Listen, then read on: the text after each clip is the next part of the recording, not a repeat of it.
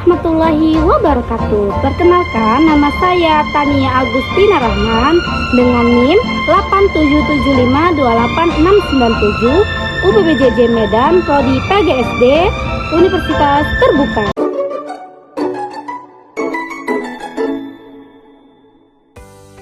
Alat dan bahan yang saya akan gunakan: alat tulis,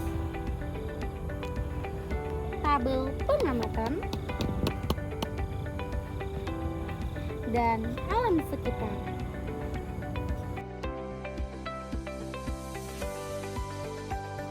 Tujuan pengamatan untuk memahami hubungan antara komponen biotik dan abiotik, serta mengetahui interaksi makhluk hidup dengan lingkungannya di darat.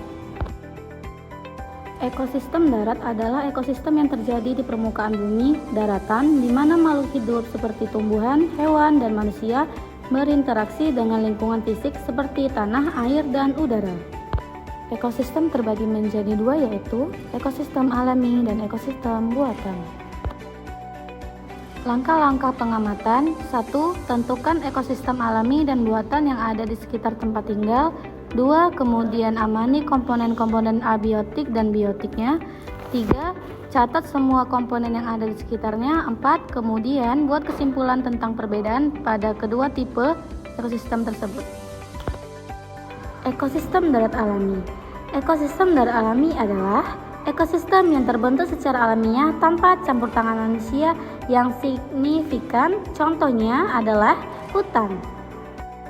Komponen abiotik, komponen tak hidup yang terdapat pada hutan adalah sebagai berikut: air, tanah,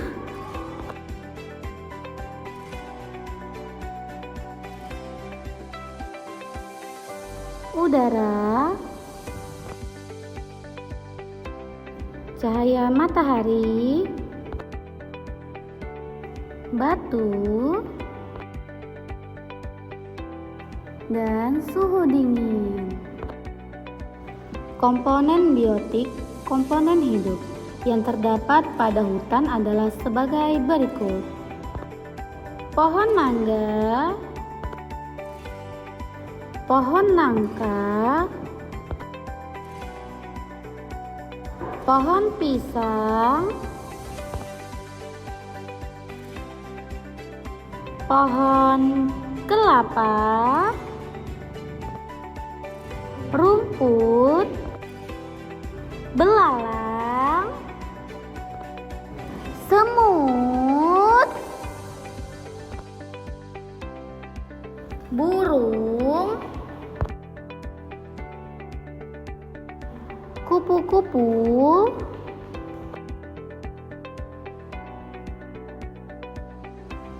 capung. Ekosistem darat buatan. Ekosistem darat buatan adalah ekosistem yang dibuat atau dikelola oleh manusia. Contohnya adalah kebun jagung.